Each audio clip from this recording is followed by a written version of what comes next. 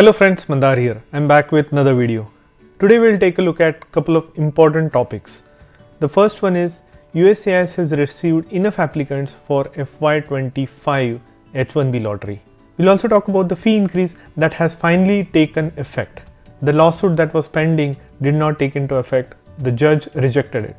There is also a news related to automatic extensions of EADs up to 540 days if you apply for extension in time. And then there is an example I would like to share about expediting the AP and techniques to use that. So this is really important. And finally, the EB1A masterclass that is coming up at the end of April. So a lot of important topics, guys. Watch this video until the end and let's get started.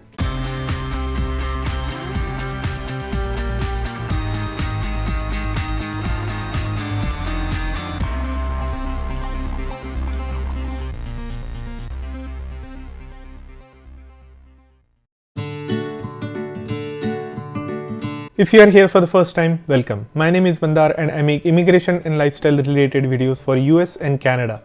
I'm not an immigration lawyer, so anything that I say on this video or on my channel is for information purpose only. And for your specific immigration needs, before you take any action, you should hire a competent immigration lawyer. Now let's look at the first topic of today, which is USCIS has received enough applicants, the electronic registration of unique beneficiaries during the initial registration period to reach the FY25 H1B cap. They have notified all the people who were randomly selected in this lottery. So whoever is selected should already have that information by now. So now if you log into your account to check the status, here are a couple of different statuses that you can see. So USCIS has already let everybody know that they have enough, they have selected enough properly submitted registrations for unique beneficiaries. That is important to note, for unique beneficiaries. So they have checks and balances in place to find out if there were multiple petitions and those applications probably were not selected. Now the registrants' online accounts will now show one of the following statuses for each registration, that is for each beneficiary registered, which is submitted is registered. The registration has been submitted and is eligible for selection. If the initial selection process has been completed, this registration remains eligible unless subsequently invalidated.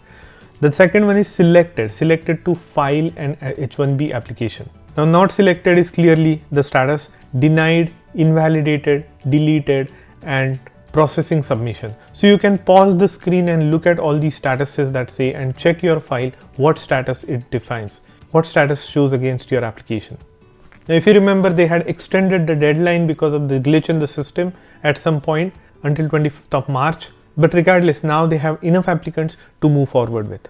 Hopefully this year we will see less number of fraud. Less than 400,000 applications were submitted this year, which is almost half than the number that we saw last year. So obviously there is less fraud this year, but we'll see if there is still any fraud that USCIS finds out. Now next topic of today is the fee alert or fee increase. Now remember, I made a video a couple of weeks back that there was a significant increase in the fees that USCIS is proposing across the board for H1B, H1B extensions, EADs and so on. Then there were lawsuits filed against it, but recently we came to know that the higher USCIS immigration fees take effect. It was not affected and judge refuses to block.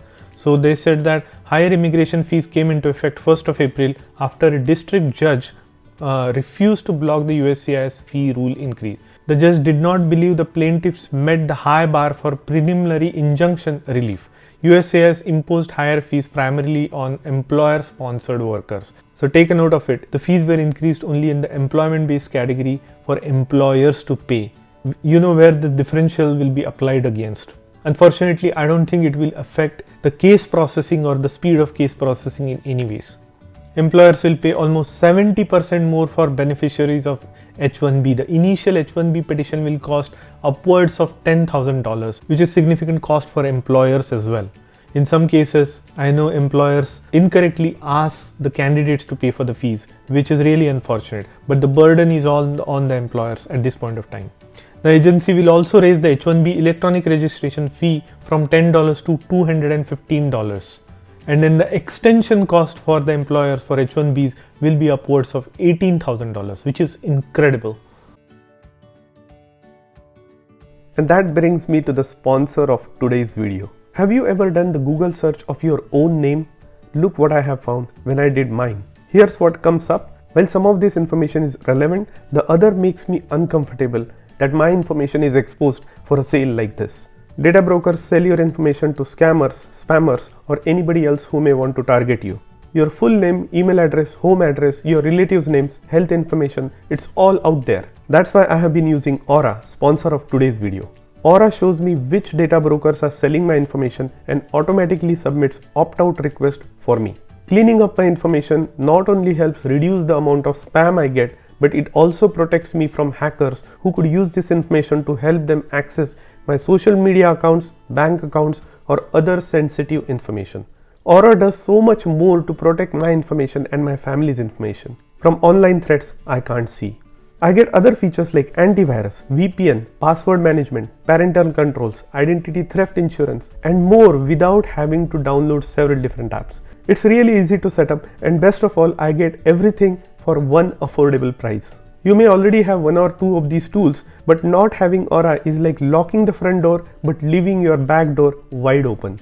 Aura is always on, doing the hard work of keeping me safe so I can focus on other tasks with peace of mind.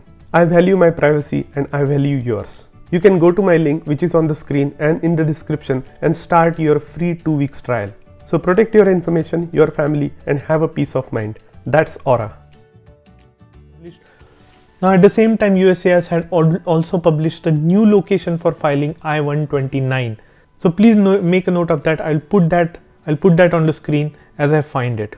Now another update I wanted to share is USCIS has increased automatic extension of certain EADs to improve access to work permits. So this is the email we just got today, that building on the extensive modernization efforts and streamlining and improving access to work permit, USCIS announces a temporary final rule to increase the automatic extension period for certain EADs from 180 days to 540 days, which is almost 2.5 years of automatic extension as long as you file your extension in time.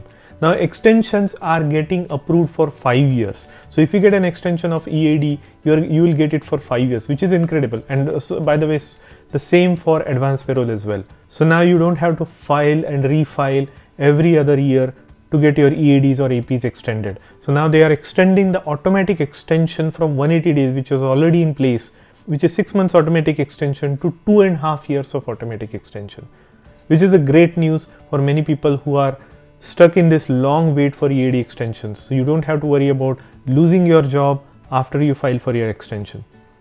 2.5 years is ample amount for USCIS to approve their petition. I think this is a sliver of hope in the immigration world. Let me know in the comment section below what you feel about it. This is a long time coming.